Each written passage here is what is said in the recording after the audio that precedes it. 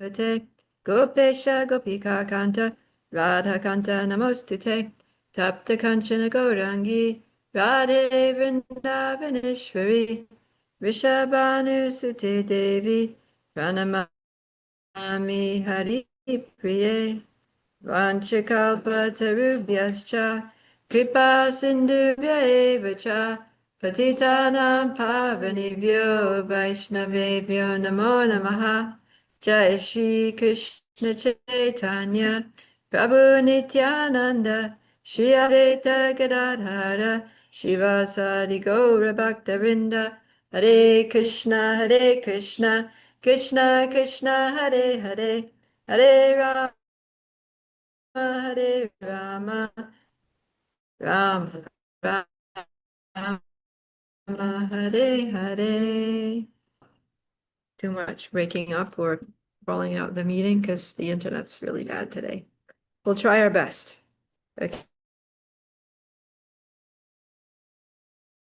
Okay, so let's go to our memorization verse, which is 10:9. We're doing the Chatur Sloki Gitas. No, Chatur Sloki number 2. Matchita Matkata Prana Chamam Nityam Tushanti Charamanti Cha. Let's do it again. Matchita Matkata Prana Bodhayanta Parasparam Katayantas Chamam Nityam Tushanti Charamanti Cha. The thoughts of my pure devote.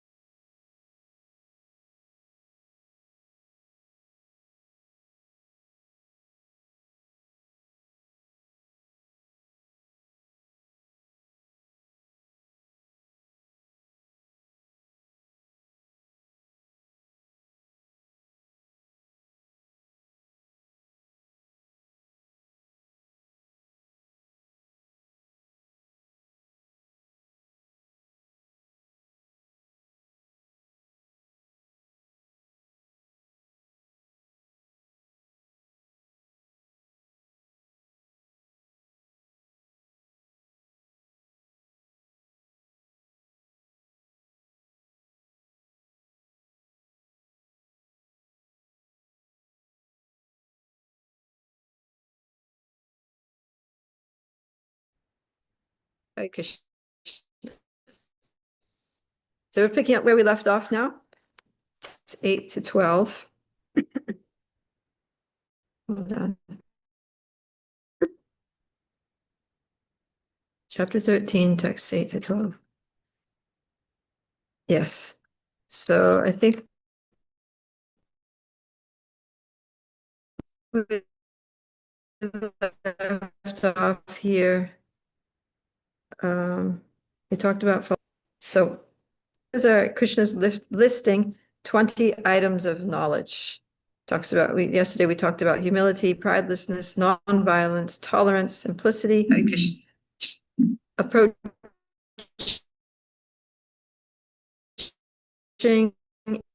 a bona fide spiritual master. Oops, sorry. Hold on. Need to do something quickly. Okay. Um, approaching a bona fide spiritual master, cleanliness, steadiness, self-control, renunciation of the objects of sense gratification, absence of false ego. We talked about all of those yesterday. And now we're going to pick up from the next item, which is dukkha doka, oh wait, janma mritya jara vyadi dukkha doshana darshana, which is the perception of the evil of birth, death, old age, and disease. Literally seeing that these miseries of life are dosha, are faults. Yeah. Dosha means fault. Like this Kali Yuga is an ocean of faults. So dukkha dosha anudarshanam means supposed to be avoided. Okay. Do you want to read Pragati? One should try to understand. Yeah. One should try to understand the distress of accepting birth, death, old age, and disease. There are descriptions in various Vedic literatures of birth. In the Srimad Bhagavatam, the world of the unborn, the child's stay in the womb of the mother, its suffering, etc., are all very graphically described. It should be thoroughly understood that birth is distressful because we forget how much distress we have suffered within the womb of the mother. We do not make any solution to the repetition of birth and death.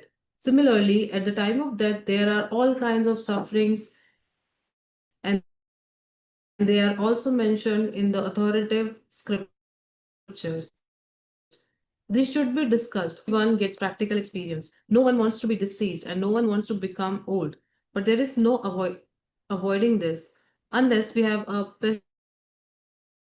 pessimistic view of this material life. Considering the distress of birth, that old age and disease, there is no impetus for our making it. So these things, birth, death, old age, and disease, just living in this material world, we tend to, we just take these as normal. It's just normal, right? Babies are born every minute. How many hundreds of babies are born, and then they grow up and they get all kinds of illnesses as they're growing up and throughout their life. So many diseases and sicknesses come. And then, and death also. So all these things, people just see them as normal, inevitable parts of life. But actually for the soul, these are totally abnormal. These are not normal. It's not a normal condition for the soul to go through birth, disease, old age, and death, because Krishna said back in Bhagavad Gita 2:20, Najayate mriyate va kadachin nayam bhutva vana bhuyaha ajo nitya shashvato yam parano nahanyate hanyamane sharire. He says, for the soul, there is neither birth nor death at any time. He has not come into being, does not come into being, and will not come into being. He is unborn, eternal, ever existing, and primeval. He's not slain when the body is slain. So we think that birth and death are normal and inevitable. And Krishna is saying, not for the soul. The soul is never born, never dies. So these things are very foreign to our experience. And Krishna is saying here that, he's saying that they're false. This is not what is supposed to happen. This is, we need to understand that we need to see the evil in this. We need to see that this is not right. Sorry, drink some.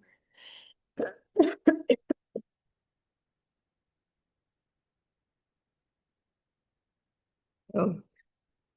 Yeah, and similarly, the soul doesn't get old, the soul doesn't get sick. We're Sat Chit Ananda, eternal, full of knowledge and full of bliss. So being sick is not blissful. Getting old is definitely not blissful.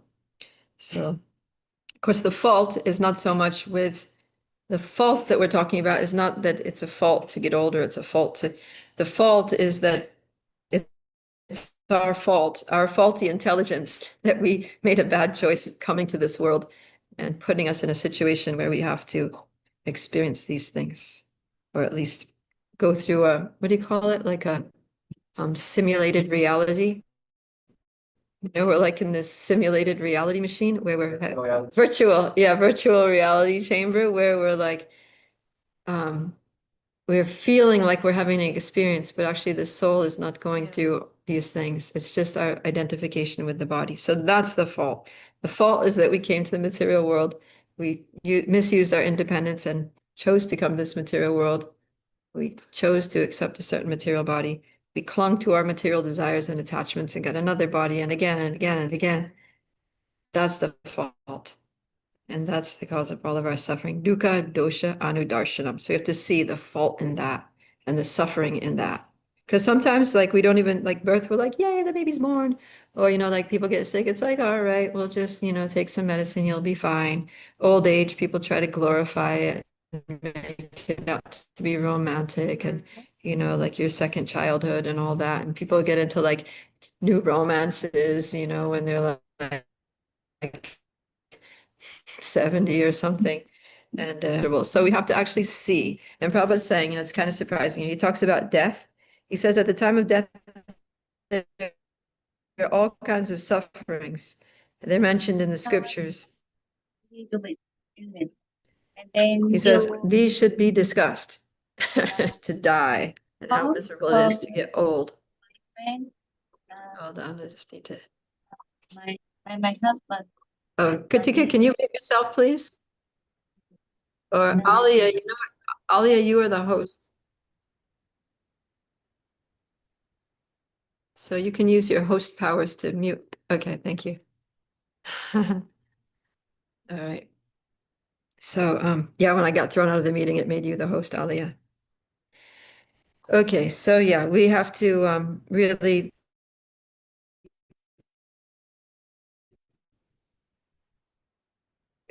see things as they are and not just try to put a candy coating over this bitter medicine of this material world, which is not actually even a medicine, because medicine at least helps you, it cures you, but it's basically a candy coated poison.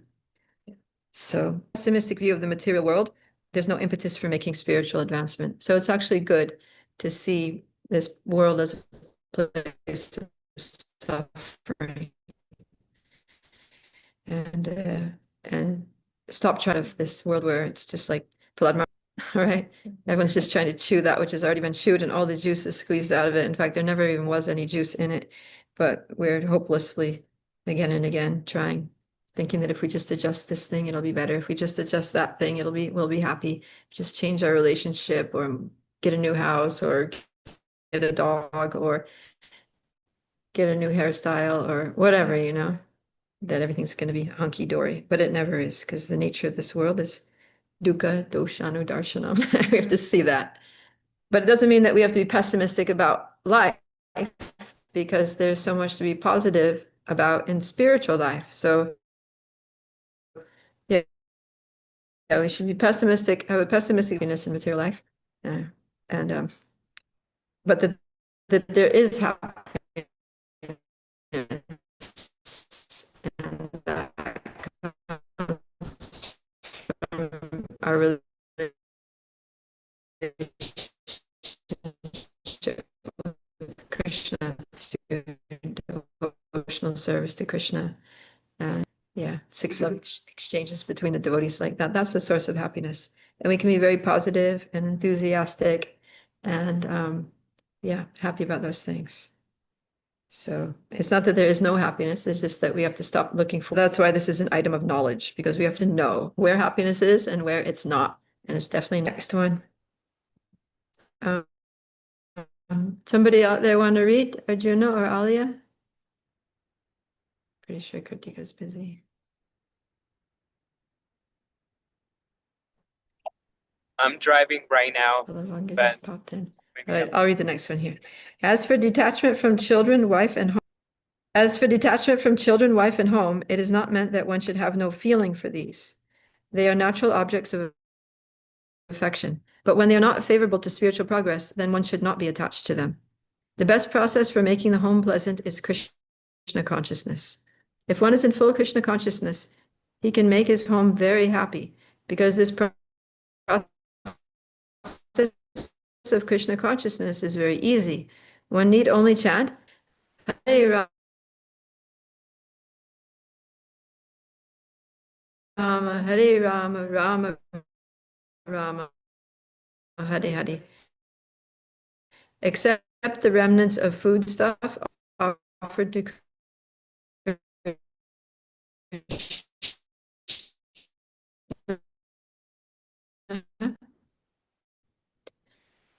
Have some discussion on books like Bhagavad Gita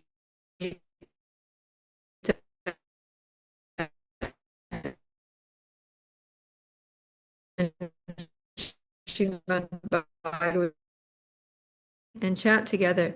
Hare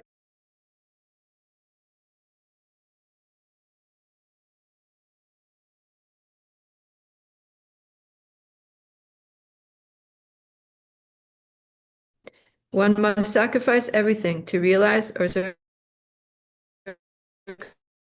Krishna, just as Arjuna did. Just a minute. Just as Arjuna did. Arjuna did not want to kill his family members, but when he understood that these family members were impediments to his Krishna realization, in all cases one should be detached from the happiness and distress of family life, because in this world one can never be fully happy or fully miserable. Well, that's good news that we can never be fully miserable. And being fully happy in this world, yeah. But we can be fully happy in Krishna consciousness. So Prabhupada is contrasting these two things. He's saying that we have to have a pessimistic view of material life, that materialistic family life also is just a cause of distress and disappointment and frustration.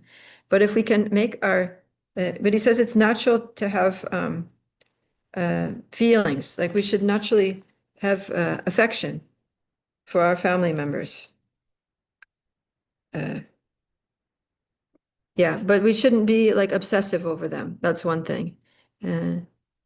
We shouldn't be so obsessed with our family that Krishna gets forced into the background, that Krishna's like on the back burner. But we should have a spiritual vision, right? And see our spouse and children as spirit souls, as eternal servants of Krishna, and encourage them in their devotional service. And then Prabhupada gives these four principles. This is the four-pronged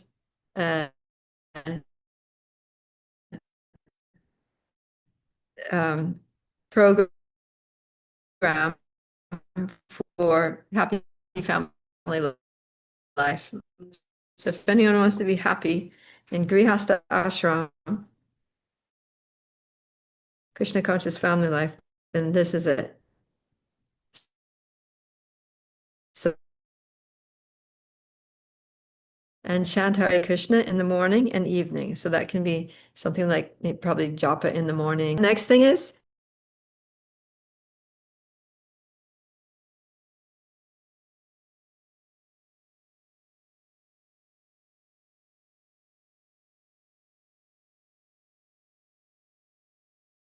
eats at one time, goes off to work, the kids get up later and get off to school, then later the mother eats, and everybody's just like on their own program and nobody's together.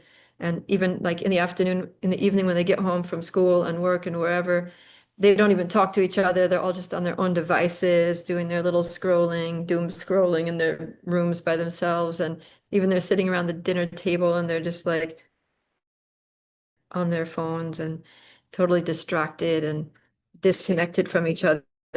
So this is not happy family life. So, the parents have to have rules of the house where there are times where the family is together, where they sit down together, they leave their devices in their room or turn them off or throw them out the window. And they sit down together and talk to each other and take prasadam, honor prasadam together, be conscious of Krishna's mercy, sharing that mercy with the family, serving each other, hearing about each other's thoughts and feelings and reflections on the day, Krishna conscious reflections. And that's very sweet. And then it says to have some discussion on books like the Bhagavad Gita, Srimad Bhagavatam. And so then, yeah, they should also sit down and read together.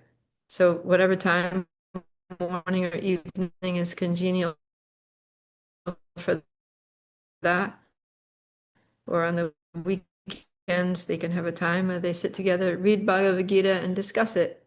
And the parents can say a few words, the children can say a few doing here, just like we're doing here, but in person with the family. They read and discuss and talk about. And then finally, to engage in deity worship. So yeah, and the family, every household shouldn't just be, everyone's home should have a little altar in it where you have household deities or at least pictures of, Radha, Krishna, Gaurnitai, Jagannath Bali, Subhadra, the Guru Parampara, Srila Prabhupada, and, your Diksha Gurus, Shiksha Gurus even can be there. So have a home altar where you get together and that's where you congregate to chant japa, and maybe you do a little arti in the morning together before everyone leaves, right? Everyone wakes up if everyone just wakes up like an hour before they need to wake up to do all the things they need to do to leave the house, then you've got a solid hour where you can sit together, chant a little japa, read a verse and purport from Bhagavad Gita, talk about it a little bit, have a little arti, do some kirtan together, take prasadam, and then everybody goes and does their thing. So like a little streamlined, consolidated home morning program. And then in the evening, they can have an evening arti, kirtan, take prasadam again, and it's like a transcendental sandwich. So it's very important. Otherwise, Grihastha ashram, if it's just, everybody like going to school, earning money and paying bills and shopping and cooking and, and then it's very easy to lose the focus on Krishna, and it's easy for the whole situation to be really draining and problematic and disturbing and be a lot of fighting and stress and conflicts and misunderstandings and dissolution of the family ultimately, But Krishna is like the glue that can hold it all together, right? Okay. So, but then Prabhupada raises the point that if the family members are not Krishna conscious and there's very stubbornly antagonistic to Krishna consciousness, too attached, right? Just because of the bodily relationship. And, of course, if they're your dependents, you still need to take care of them. But if it's like, other families that you don't necessarily have to live with and don't necessarily have to like take care of and things, then, you can maybe distance yourself a little bit. And ultimately, we have to accept what's favorable for Krishna consciousness and reject what's unfavorable, and that's part of what it means to be a devotee. It's the use of a bad bargain. Okay, oops, this thing got messed up here.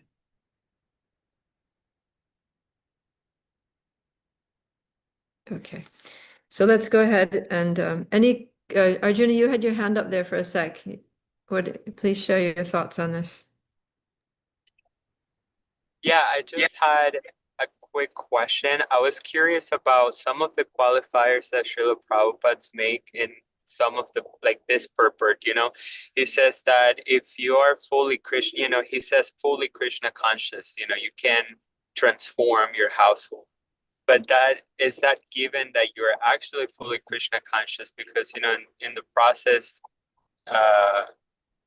like in the beginning stages, can one consider oneself to be fully Krishna conscious? And if so, if not, then how does that look? Like, can you still make your household, like an extension of the temple of the community? Yeah, good question. Thank you. Yeah. So Prabhupada saying if you're in full Krishna conscious, you can make your home very happy because the process of Krishna consciousness is very easy. Right? That's the sentence that I think you're referring to. So, but even if we're not fully Krishna conscious, but we're trying, we're sincerely trying with our full effort, then Krishna reciprocates and he helps and he makes everything a lot more easy. But even if we're not fully Krishna conscious, if we're partially Krishna conscious, then, so if we're fully Krishna conscious, then the home's going to be very happy, Prabhupada says. But if we're at least partially Krishna conscious, then the home is going to be somewhat happy, right? If we're like marginally Krishna consciousness, then there's going to be like at least a little bit of happiness, right? It won't be total stress and frustration. So yeah, to the extent life will be good, basically, because we'll have a transcendental perspective on it. Lavanga, would you like to share something? Yes, Prabhu, just because it was cutting in and out a lot, could you let me know what verse we're on? Oh, we're yesterday we didn't finish 13, 8 to 12, so we're in the middle of that long purport. We're getting towards the end now, but we still have another page and a half. Well, thank you, Prabhu. So it's chapter 13, texts 8 to 12 purport. Okay, all right, we'll continue then. So let's see. So that was the point here of freedom from entanglement with children, wife, home, and the rest. And now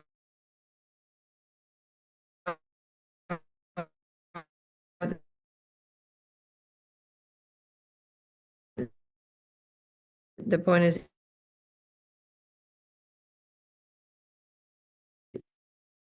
even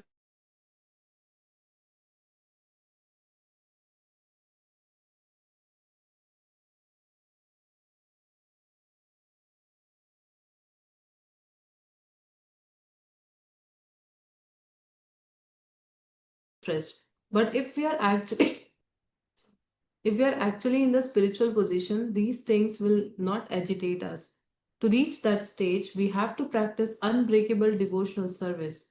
The devotional service to Krishna without deviation means engaging oneself in the 9 processes of devotional service: chanting, hearing, worshipping, offering respect, etc. As described in the last verse of the 9th chapter, that process should be followed. Jai. Yeah, so the point here is being even-minded amid desirable and undesirable occurrences. So yeah, in material life, we're usually trying to either enjoy good experiences or avoid bad experiences. That's basically the 2 things that are happening in the material world, is trying to have good experiences and not have bad experiences. But when we become fully Krishna conscious, when we understand that Krishna is controlling everything, then we understand, we realize that everything that Krishna does is good, and that really there's no such thing as a bad experience. So, because everything is just a positive learning experience, especially arranged by Krishna to help us come closer to him. So, with that conviction, we can always remain equipoised in any situation. So, yeah, it's really the only way, is to understand that there is a supreme controller. And then Krishna in the same paragraph, so he talks about that in the first part, and then the second part, he talks about the next item, which is constant and unalloyed devotion to me. So we were saying that this is the most important out of the 20. So Krishna is being very direct, and he's saying, just give up all other activities and dedicate yourself full-time to serving me.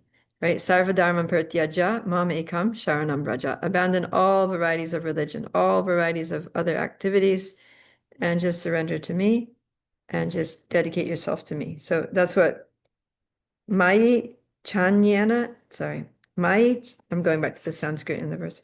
Mai cha ananya yogena bhaktir avyabhicharani. Let me try. So Mai means unto me, cha also, ananya yogena means unalloyed, means yogena means connecting to Krishna through yoga, linking up to him. Ananya means without anything else. So just that, unalloyed, without being mixed with anything else. And then he specifically says bhakti, devotion. So he's talking about bhakti yoga. And I'm yelling it because yesterday we had someone on YouTube that was trying to convince everyone that Krishna in the Bhagavad Gita does not talk about devotion or devotees. And in the very, very verse that we were discussing, he says the word bhakti, which is very clearly Krishna talking about devotion. And not just any devotion, but ananya yogena bhakti,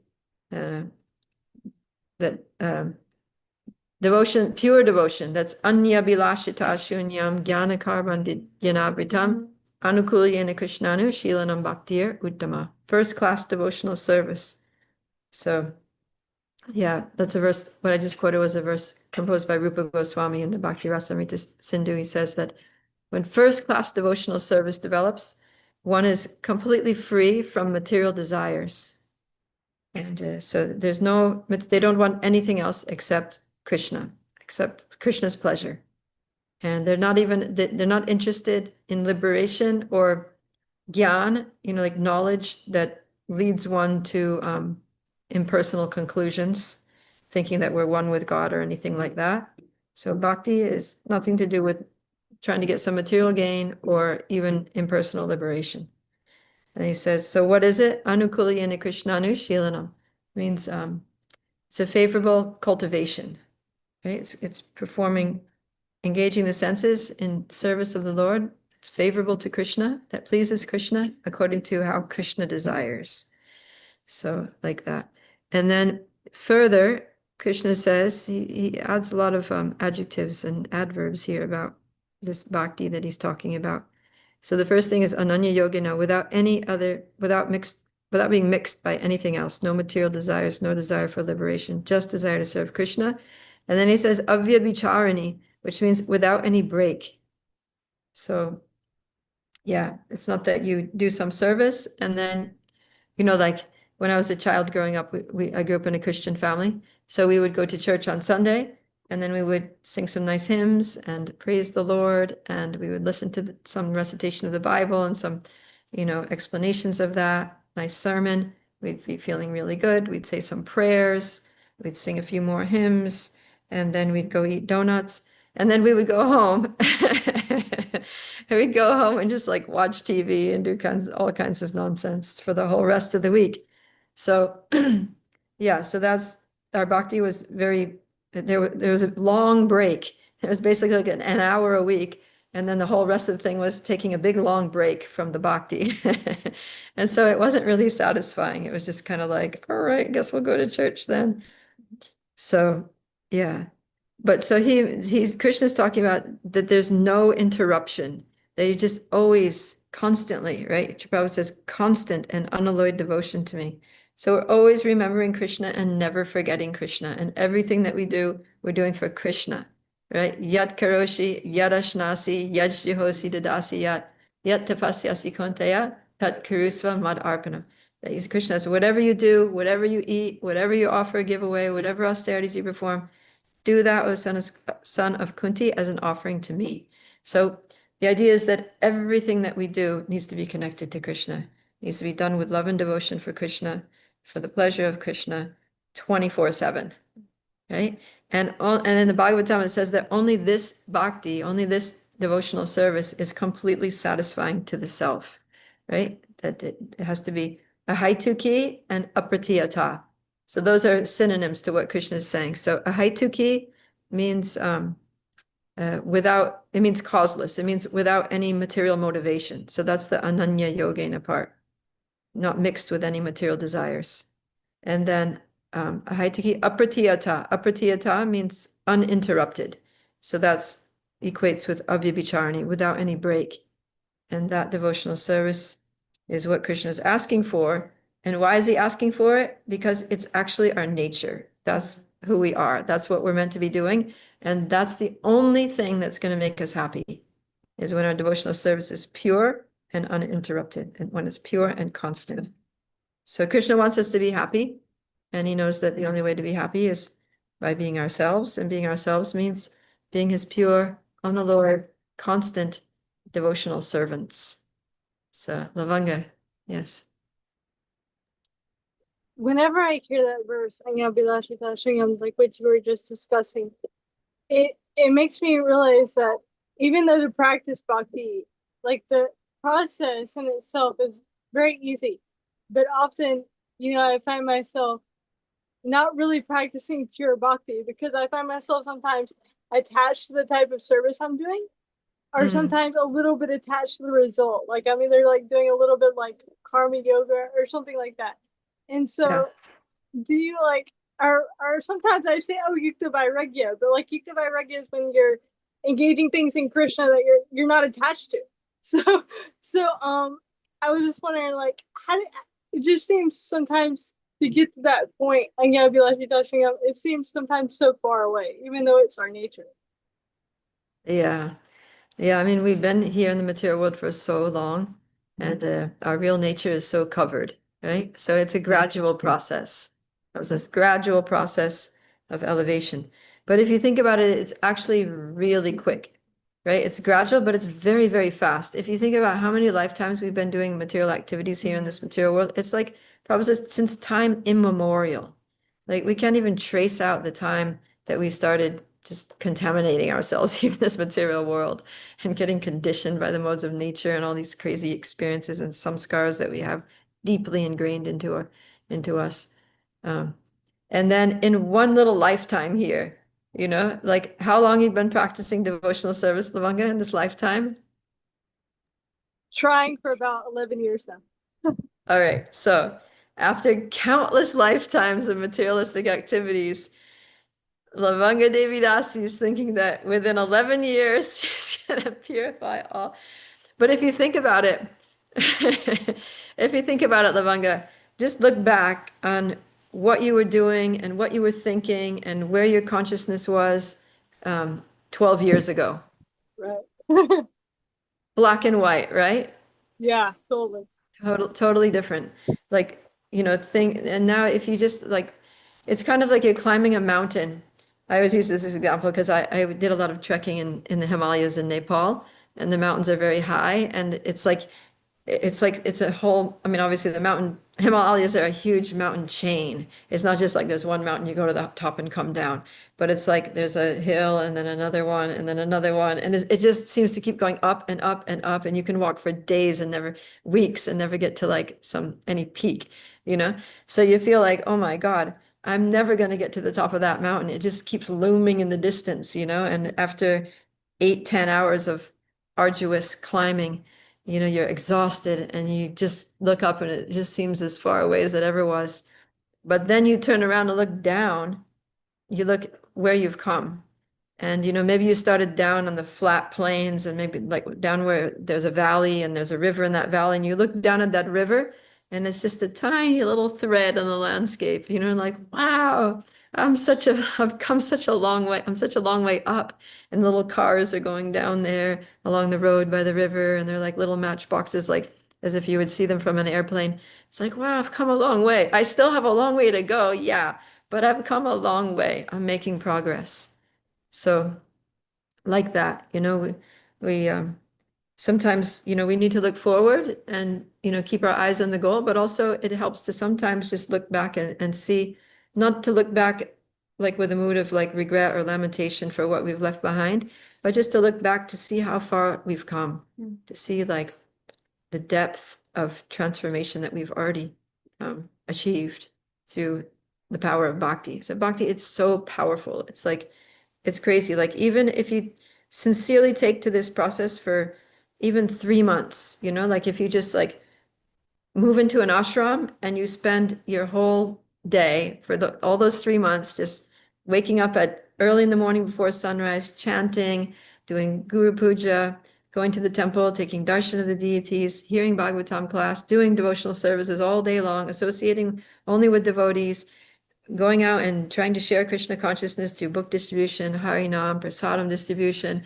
coming back, having a Bhagavad Gita class, nice evening kirtan, Mahaprasadam with the devotees, you know, hot milk, going to sleep, dreaming about Krishna, saying some prayers, doing some very deep introspection and journaling before going to bed, saying a little prayer at the end of the day, thanking Krishna, being grateful for all the service opportunities and happy moments he's given you, and your life like that, you're not going to be the same person after that. Bhakti is so powerful. It's like, it's inconceivable. It's like phenomenal. So yeah, I urge anybody out here, anybody out there to just try it. Just to consider it a dare. If you haven't done it, just do the 90-day what do you call it? 90-day challenge, 90-day challenge. Just like fully just dive in, immerse yourself in bhakti for 90 days, and then you can just leave. And then you just leave if you can. But you're probably going to get so attached to devotional service, hearing and chanting about Krishna, that you know you're not going to be able to go back to that miserable material life that you used to have. You're just going to be like, ugh, how could I ever have thought that there was any hope or any happiness out here in the material world?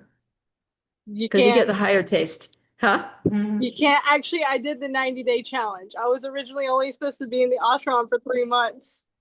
And I stayed for like 11 years.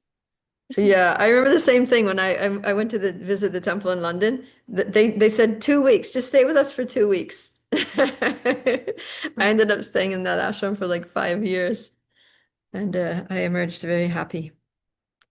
Yeah, and still just gets better and better as time goes on. So, all right, we should really finish this purport today. So let's keep going. All right. Do you want to read Lavanga starting from naturally when one is adapted?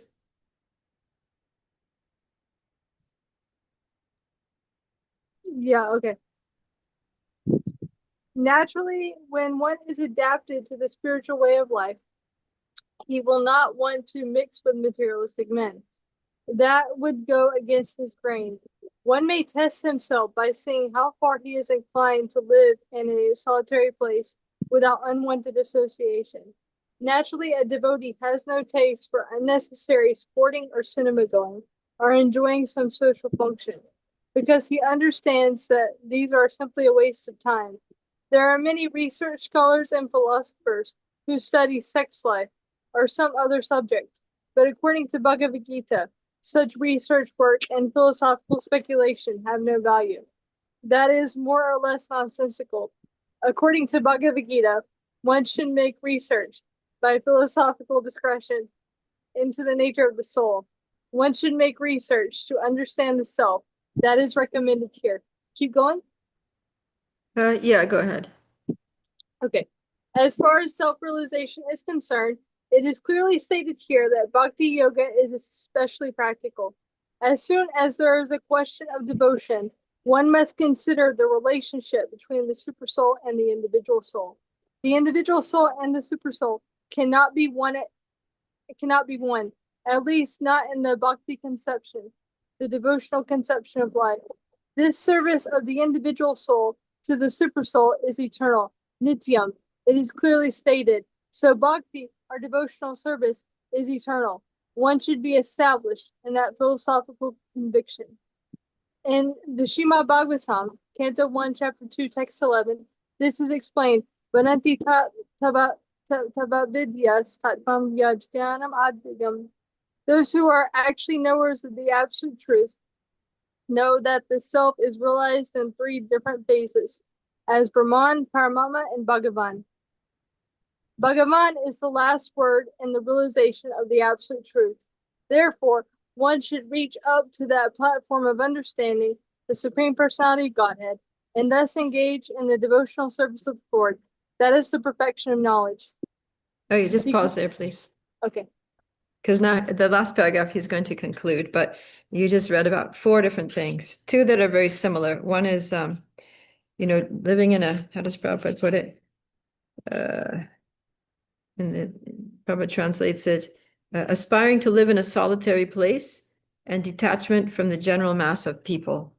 So those are similar. Yeah. So basically a solitary place or a secluded place is one which is free from materialistic people who don't have any interest in spiritual life.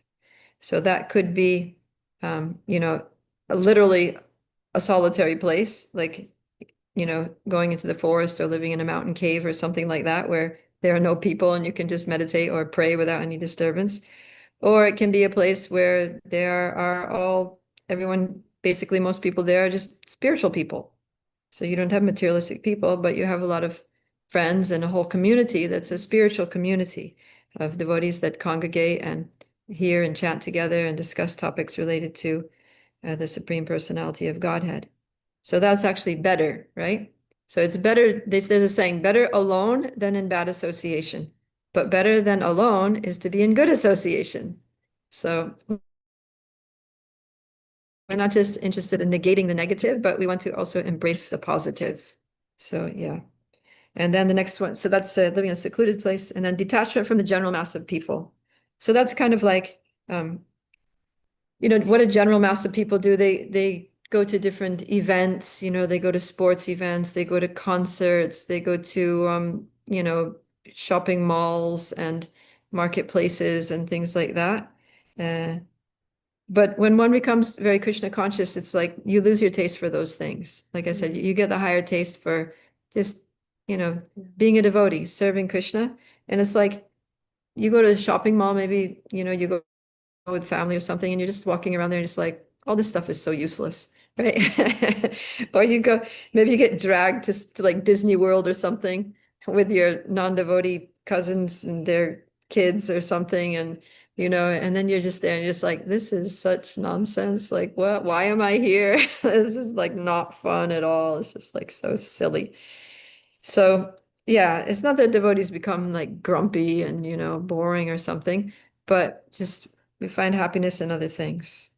So, but devotees might go to those events in order to enlighten people about Krishna, right? Like there's a big music concert, so devotees can pull up with a Sankirtan van full of books and go out there and distribute books to all the concert goers, and then they'll be happy. But to go and just listen to the music is suffering. And that's why people that go to these things, they have to take so much drugs and alcohol just to enjoy themselves, because it's not actually enjoyable. Yeah. Okay, and then the next thing is accepting the importance of self-realization and philosophical search for the absolute truth. So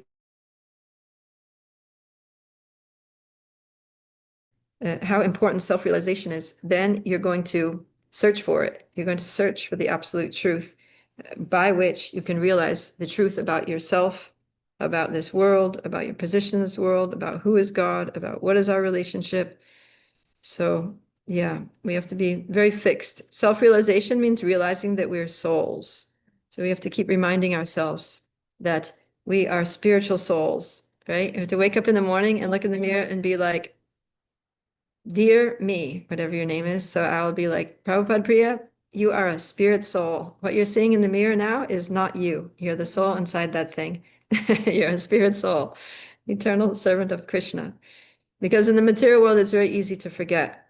So we also have to try to mold our lives in such a way, our activities, our association in such a way that we'll easily be able to remember this. We'll be around people who will remind us, or we'll be doing activities, services that help us to realize that we'll actually feel like a soul, that enable us when we're doing service with good consciousness and good association very intensely, we can actually transcend the body. We can actually do things that are not even physically possible, that are just beyond our physical capability, beyond our mental, intellectual capability. And that's when we realize that, wow, I'm actually a very powerful soul, and I'm capable of doing a lot more than what this gross and subtle bodies is capable of doing. So those are amazing experiences that help us to realize this fact that I'm a soul, not this body. And then, yeah, if we appreciate the value of knowing the truth, then we're going to make every effort to know it, right? If we think knowing God is the goal of life, then we're going to try to know him. We're going to do whatever we can. If that's the goal, then I have to take every step that I can to achieve that goal. And if we keep taking steps in that direction and sincerely seeking and desiring, then, like it says in the Bible, that seek and ye shall find, knock and the door will be opened. So when we value something, we're valuing it, we just have to go for it. And when we go for it, then Krishna's going to be like, yeah, and he's going to open up the door for us and help us to understand him. Okay, so let's just conclude here with the last paragraph. Yeah, I'll just read this. Beginning from practicing humility up to the point of realization of the supreme truth, the absolute personality of Godhead, this process is just like a staircase, beginning from the ground floor and going up to the top floor. Now, on this staircase, there are so many people who have reached the first floor, the second floor, or the third floor, etc. But unless one reaches the top floor, which is the understanding of Krishna, he is at a lower stage of knowledge. If anyone wants to compete with God and at the same time make advancement in spiritual knowledge, he will be frustrated. It is clearly stated that without humility, understanding is not truly possible. To think oneself God is most puffed up. Although the living entity is always being kicked by the stringent laws of material nature, he still thinks, I am God, because of ignorance. The beginning of knowledge, therefore, is amanitva, humility. One should be humble and know that he is subordinate to the Supreme Lord. Due to rebellion against the Supreme Lord, one becomes subordinate to material nature. One must know and be convinced of this truth. So, yeah, it's interesting how Srila Prabhupada says that these are like a staircase, and it starts with humility. So if we're not humble, literally, we're still on square one. To start with humility, and then pridelessness, which is similar nonviolence and intolerance and simplicity. And we have to work ourselves up to constant and unalloyed devotional service, associating only with devotees, understanding that the goal of life is self-realization, realizing Krishna, and doing everything we can in all times, places, and circumstances in order to know Krishna. And yeah. So the reason humility is so important is because if we're not humble, we'll think that we are God. That's what Prabhupada's saying.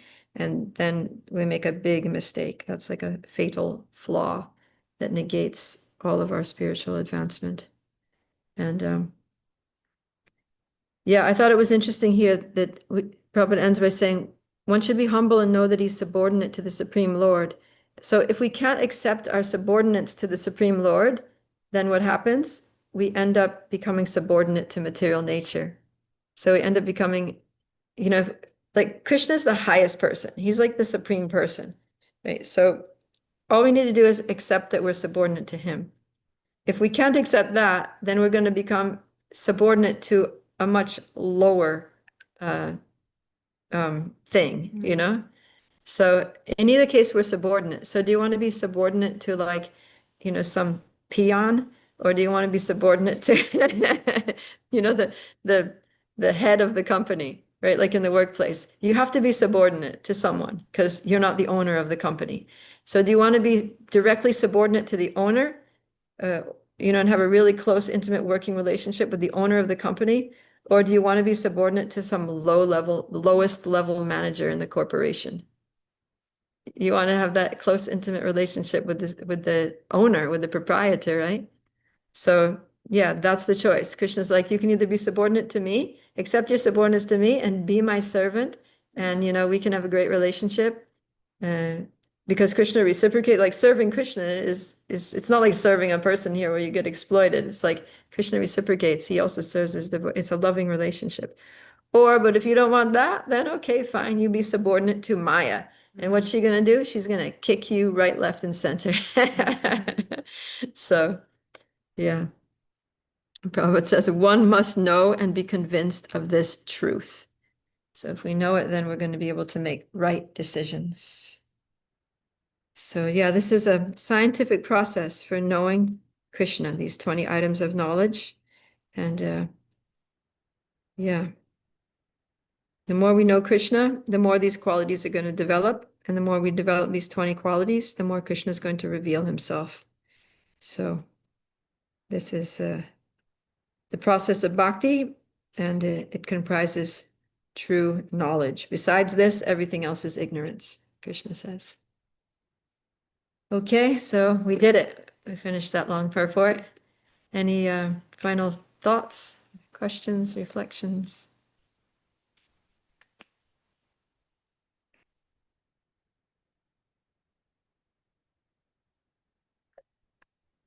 I like the part when you said about your night routine prayers and everything, and that's a very good reminder. And that 90 days challenge. Yeah, We should challenge ourselves and see like this can be a good motivation. yeah, Challenge and progress and challenge. yeah. Just try it. Just try to learn the truth by approaching. I remember when I first saw that verse, when I very first day when I met devotees and I got books, I got one Back to Godhead magazine, and on the back cover, it had in big letters, the translation for Bhagavad Gita 4:34, it said, just try to learn the truth by approaching a bona fide spiritual master. And the way that affected my mind was like, just try, like I dare you, just try it. I literally took it as a dare, and I was like, yeah, I'm gonna try it. You see, I was a daring type of person. It's like, just try it. Yeah, all right, I'm gonna try this. Do that. Yeah. So Krishna's like, all right, you try. Yeah. So, okay, good. So let's just try to understand Krishna. Just try to be devotees of Krishna.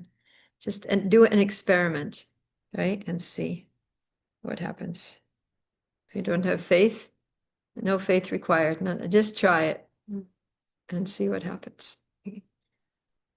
Okay, Bhagavad Gita ki jai, Srila Prabhupada ki jai, Gaur Premanandi. Thank you for joining. Hari Bol. Let me just see what's going on over here on YouTube. I think the connection was bad. So we had everybody just saying Jai Shri Ram, Radhe Radhe, Hare Krishna, Dandavat Pranam. Everybody here today was very supportive and favorable. Yesterday there was a big argument going on YouTube, so that was exciting. But thank you, Jai Shri Ram, Raju Patil, Mahira, Says, and Jia Kumari for joining and listening in. Hare Krishna, Alia. Are you saying something there? Oh, no. Okay, Thank you. I thought that was your voice. It was my voice, All right. actually. Oh, that was you, Lavanga. I just wanted to add, because you had, since we're at the end of the class, I didn't want to say this earlier, but you had mentioned there was somebody on YouTube that said yesterday Krishna doesn't mention bhakti in the Bhagavad Gita. But doesn't he say Mamana Mamava Bhakto in the 9th chapter? Right? Exactly. And like in the 926, Pacham Pushpam, he says twice. He says, Pacham Pushpam Palam Toyam, Yome Bhaktya Prayachati, Tadaham Bhakti Upaharitam Ashnami Prayatatmanaha. He says, if one offers me with love and devotion, a leaf of flower, fruit of water. He says, he actually uses the word bhakti twice in that verse. And then, yeah, I was saying that in chapter 12, he kept saying bhakti, like at the end of pretty much every verse, he was saying, let me just go there. It's the end of chapter 12, when he's listing all those qualities of the devotees. Yeah. It says the same thing at the end of every verse. Yeah, every verse, he says, Yo mad bhakta same priya. Yo mad mukto ya, that's mukta. Says, Yo mad bhakta same priya. He says it a couple times, and then he says, Bhaktiman me priyo naraha. And then he says again, Bhaktiman ya same priyaha. And finally, he says, Bhaktas te ativa me priyaha. So, like, I mean, if you think that Krishna doesn't talk about bhakti in the Bhagavad Gita, you have not read the Bhagavad Gita, or you've read some total misconstrued interpretation of it, where the person totally ignores the Sanskrit words of Krishna and just says his own thing. Yeah, So- that's why Prabhupada calls his Bhagavad Gita as it is, because he's delivering it as Krishna spoke it, emphasizing bhakti. It goes back into like finding a bona fide spiritual master is one of the items of knowledge here. You just see how people can really, really screw so many interpretations out of Bhagavad Gita, just not having that bona fide spiritual master.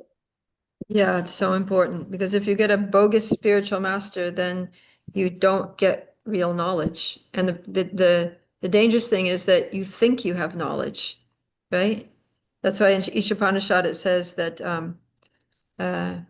worse than somebody who's totally ignorant is the professor of so-called knowledge, right? So it's better to just be totally ignorant than to have bad knowledge.